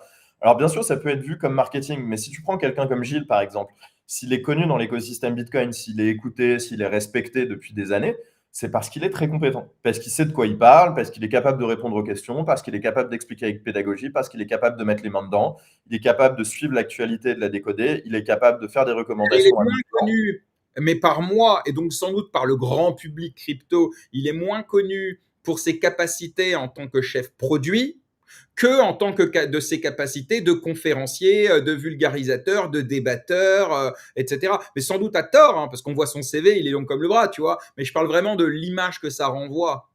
Ouais, mais bien sûr, l'image que ça renvoie, mais en fait, tu vois, c'est comme ce que je te disais tout à l'heure. C'est-à-dire que si on a une réputation chez Bull Bitcoin qui est ce qu'elle est, c'est parce que, en fait, on a pris le chemin long et difficile, mais de se construire correctement.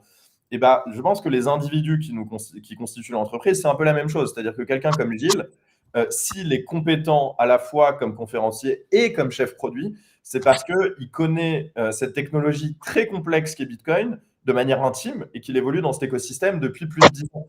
Et donc, finalement, les deux se rejoignent, tu vois. C'est-à-dire que si tu veux des gens qui vont être des très bons atouts en tant qu'élément marketing, entre guillemets, à long terme, il faut que ce soit des gens qui aient de la compétence derrière. Et pour ça, effectivement, aujourd'hui, en France, il n'y avait pas non plus 1000 personnes qui rassemblent toutes ces casquettes-là et qui en plus étaient disponibles. Donc, moi, je suis hyper heureux que Gilles et les autres aient accepté cette opportunité. Et pour le coup, là, Francis et moi, on est totalement alignés dans notre manière de voir les choses. Et je pense que même à mon égard, il m'a recruté pour ces deux raisons, c'est-à-dire à la fois parce qu'il savait que j'avais la capacité d'expliquer Bitcoin, d'aider les gens à le comprendre, de les aider à utiliser la technologie, etc. Autant que j'avais la capacité voilà, à diriger une entreprise, à la structurer, à comprendre le marché français, à l'aider à le naviguer, etc. etc. Et du coup, c'était un mariage assez évident. Et je pense qu'il n'y a pas forcément, tu vois, d'opposition entre il faut qu'on prenne des gens qui vont donner de la visibilité à la marque, qui vont pouvoir quelque part, nous placer sur le marché français par rapport à nos concurrents et des gens qui sont compétents. Dans la plupart des cas, ces deux qualités, quand tu as une vision long terme, doivent être réunies pour que ça marche. Ouais. Non, non, mais complètement. J'ai une dernière question et en fait, on aurait pu parler de 10 000 autres sujets, mais on est pris par le temps et c'est pas grave, je te réinviterai parce que c'est toujours un plaisir d'échanger avec toi. Je vais rebondir, en fait, c'était une question que j'avais prévue et elle rebondit sur un commentaire. Le Bitcoin ne nous appartient déjà plus. Alors, ma question, elle est, avec l'élection américaine de Donald Trump, la proposition de constituer une réserve stratégique de 1 million de Bitcoin, 200 000 par an, avec toutes ces entreprises qui achètent du Bitcoin à tour de bras, avec ces États qui, eux aussi, potentiellement, commencent à envisager de se constituer une réserve stratégique de Bitcoin. On a finalement Bitcoin qui va à terme et qui est en train de se centraliser auprès d'acteurs institutionnels, entreprises, gestionnaires d'actifs, j'en ai pas parlé, mais évidemment, ça a son poids, État, etc. Quel impact sur Bitcoin, que ce soit au niveau protocolaire, c'est une question que beaucoup se posent, et en termes justement de possession, quoi. Est-ce que Bitcoin continuera d'appartenir à tout le monde ou est-ce que finalement il va finir entre les mains de ces gros acteurs aujourd'hui? Question un peu vaste, mais que beaucoup se posent aujourd'hui. Il y a deux choses déjà. La première, c'est que vous n'avez pas de pouvoir sur le protocole par le simple fait que vous détenez des bitcoins. La réalité. Il m'a dit que si. Pardon? Tom Benoît, il m'a dit que si. Ouais, voilà, ça vous prouve que c'est faux. Et donc, du coup, ce qu'il faut capter, c'est que les règles de ce que c'est Bitcoin, donc le protocole, c'est en fait le résultat d'un consensus social. Il y a une bonne image pour comprendre pourquoi c'est très compliqué à faire changer. C'est qu'en soi, n'importe qui peut faire tourner un nœud et faire tourner comment dire, une version différente des règles de Bitcoin. Et c'est un peu comme si vous disiez, tiens, les règles des échecs, je les trouve un peu sous-optimales. Donc maintenant, je vais décider que les fous, ils peuvent sauter par-dessus les autres pièces, par exemple, et je vais jouer aux échecs comme ça. Mais vous êtes libre de le faire, vous pouvez totalement le faire, et en fait, juste, il n'y a personne qui va jouer avec vous. Et dans Bitcoin, c'est pareil, en fait, parce que la plupart des gens qui interagissent avec le réseau directement, qui font tourner un nœud, ont décidé que les règles de Bitcoin, c'était ça. Donc, surtout sur des paramètres très spécifiques comme les formats de transactions, comme la supply limitée, le calendrier d'émission, les règles de mining, etc., sont ce qu'elles sont. Ils comprennent que la valeur de Bitcoin tient en grande partie du fait à cette certitude qu'on a de comment ça fonctionne et comment ça fonctionnera demain. Donc, même les acteurs que l'on décrit là et qui accumulent beaucoup de Bitcoin. Déjà, d'une part, ils n'interagissent pas avec les réseaux. Déjà, d'autre part, comme le souligne assez régulièrement Michael Saylor ou tous les autres, lorsqu'ils sont amenés à parler de ces choses-là, ils ne le comprennent pas. Donc, ils ont assez peu d'influence en fait sur tout ça parce que les débats techniques de l'évolution de Bitcoin, ça leur passe 4000 au-dessus de la tête. Ils n'y participent pas et de toute manière, personne ne les prendrait au sérieux parce que ça voit clairement qu'ils n'ont pas le niveau pour y Il faut participer. distinguer ceux qui détiennent de ceux qui participent au proof of work. Déjà, je pense que ça, c'est une distinction qui est peut-être évidente pour toi, mais qui est importante pour tout le monde de bien savoir. Le fait de détenir de Bitcoin, c'est pas le fait d'en miner, c'est pas le fait de participer en allouant de la puissance de calcul. Ouais. Et souvent, les acteurs en question, à part peut-être Marathon Digital Holdings, qui fait un peu les deux, puisque il mine massivement, et aujourd'hui, il est en train d'acheter aussi ça, mais à part des acteurs bien nommés et bien connus, la plupart, en fait, font soit l'un, soit l'autre. Ouais, et puis même si vous êtes mineur et que vous avez beaucoup de puissance de calcul, vous ne contrôlez pas le réseau. Hein. Les mineurs, tout ce qu'ils font, c'est fournir de la puissance de calcul. Ils font du hachage. Mais en fait, c'est les nœuds qui valident les transactions et qui disent « Ok, cette transaction, elle est correcte, ce bloc, il est correct, et donc je l'accepte et je l'ajoute à mon registre local. » Et c'est les nœuds qui font consensus sur les règles du réseau, c'est les nœuds qui font consensus sur l'état de la blockchain. Les mineurs, tout ce qu'ils peuvent faire, c'est finalement fournir de la puissance de calcul pour sécuriser le réseau. Tu peux nous faire, parce que je pense que c'est pas clair pour tout le monde, même pour moi, je pense que je saurais pas l'expliquer, simplement la différence entre un nœud et un mineur. Alors, un nœud, c'est quelqu'un qui fait tourner le logiciel Bitcoin, donc dont il y a plusieurs instanciations, la plus populaire et la plus connue étant Bitcoin Core. Donc, c'est tout simplement un appareil informatique, que ce soit un ordinateur, un serveur, peu importe, qui va faire tourner une application. Cette application, c'est ce qu'on appelle dans le langage courant Bitcoin, mais donc pour distinguer, parce qu'il y a beaucoup de polysémie, on va parler de Bitcoin Core. Donc, c'est un ensemble de règles qui définit comment est-ce que mon nœud il va communiquer avec les autres, qu'est-ce qu'il considère comme une transaction valide, quelle librairie de cryptographie il utilise pour valider les signatures, etc. etc. Effectivement, ces transactions, lorsqu'elles sont émises sur le réseau, elles se propagent de nœud en nœud et elles arrivent du coup dans la mémoire de ces nœuds-là. Et ensuite, vous avez de l'autre côté les mineurs qui, eux, sont dans une compétition qui demande beaucoup de puissance de calcul pour essayer de trouver un hash valide pour le prochain bloc. Sauf que ces mineurs-là, s'ils essayent de mettre des transactions qui sont invalides, s'ils essayent de censurer des transactions, bref, s'ils essayent d'altérer le consensus des règles de Bitcoin, en fait, ils vont peut-être trouver un hash valide, ils vont proposer leur bloc qui va se propager au reste du réseau, et les autres nœuds, donc comme par exemple le mien, vont considérer que ce bloc n'est pas valide et donc ils ne vont pas l'ajouter à leur blockchain local. Donc le bloc ne va pas être ajouté à la chaîne sur laquelle il y a le plus de preuves de travail.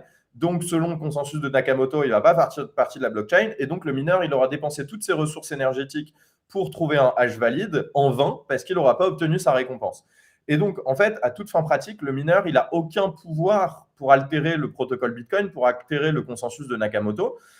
Il est juste un fournisseur de sécurité pour le réseau. Après, il y a des distinctions à faire et on pourrait rentrer dans le détail des pools et de ce genre de choses-là, mais ça nous amènerait, je pense, dans un petit peu trop de complexité. Peut-être on en parlera une prochaine fois. Avec plaisir. Mais voilà, ce qu'il faut retenir, je pense, c'est que les gens qui contrôlent Bitcoin, qui déterminent ce qu'est Bitcoin et qui finalement sont les gardiens du temple, comme disent certains, c'est les utilisateurs, les gens qui opèrent ce qu'on appelle des nœuds économiques, c'est-à-dire des nœuds qui contrôlent des coins, qui font des transactions, qui interagissent avec le réseau, qui valident des transactions. Et ces nœuds-là, ils sont très décentralisés dans le monde entier. Il y en a entre 30 000 et 50 000. C'est difficile de l'estimer totalement parce que certains tournent derrière Tor ou derrière des techniques, on va dire, d'obfuscation pour préserver leur vie privée, se prémunir contre des types d'attaques, etc. etc. Mais du coup, si vous voulez changer Bitcoin, il faut arriver à convaincre en gros des millions de personnes comme moi qui sont opposées par nature à toute forme de changement, sauf si elle peut être justifiée comme étant un impératif. Et donc, que vous soyez Michael Saylor, que vous soyez BlackRock ou autre, vous n'allez pas pouvoir avoir beaucoup de contrôle sur le protocole. Ceci étant, petite précision hyper importante, si par contre, vous avez Bitcoin, si Bitcoin se développe comme étant un outil essentiellement custodial, donc c'est-à-dire que la plupart des gens considèrent détenir du Bitcoin parce qu'ils en ont sur Coinbase, sur Revolut, dans des ETF ou parce qu'ils ont des actions MicroStrategy, En fait, à ce moment-là, il n'y a plus grand monde qui va utiliser le réseau. L'essentiel des échanges vont peut-être se faire à l'intérieur de registres centralisés, donc à l'intérieur de systèmes de paiement fournis par Coinbase, à l'intérieur de systèmes de compensation développés par les BlackRock de ce monde, je ne sais quoi. Et à ce moment-là, effectivement, les seuls utilisateurs du réseau vont devenir les custodians. Et à ce moment-là, eux-mêmes pourront, s'ils se cartélisent, déterminer ce qu'est la réalité du protocole. Et c'est la raison pour laquelle des entreprises comme Bull Bitcoin, c'est la raison fondamentale, insistent sur la détention propre, sur la self-custody, incitent les gens à interagir directement avec le réseau et leur fournissent des outils pour le faire, parce que en fait, c'est la ligne de défense contre la cooptation et la capture de Bitcoin. Tant qu'il reste des cypherpunks, des utilisateurs du réseau, des vrais bitcoiners qui font leur self-custody, qui interagissent avec le réseau, Bitcoin restera ce qu'il est et Bitcoin ne sera pas capturé, peu importe le nombre de coins que détient Michael Saylor, que détiennent BlackRock, etc. Si par contre on abandonne ces choses-là et si on abandonne le fait de développer des outils, de fournir la possibilité aux gens d'utiliser ça, et si on commence à, on va dire, pousser de plus en plus les discours qui consistent à dire que Bitcoin, c'est juste une réserve de valeur et un outil spéculatif pour gagner plus de fiat, bah, on va dévoyer Bitcoin, il ne servira plus à rien, ce sera juste, comme l'or l'est devenu aujourd'hui, un outil manipulé par les puissants de ce monde, et on aura complètement perdu de vue et échoué à atteindre l'objectif initial qui était de faire la séparation de la monnaie et de l'État pour permettre aux gens de retrouver de la liberté et de la souveraineté financière. Merci beaucoup Théo pour ce cours et je pense que c'est très utile de faire la distinction entre les deux. Merci beaucoup Théo d'être venu ce matin. Ça s'est pas passé exactement comme je voulais, mais en fait c'était encore mieux. Donc merci encore. J'espère te retrouver bientôt sur la chaîne et puis on va te souhaiter plein de belles choses avec Bull Bitcoin et puis on va accueillir notre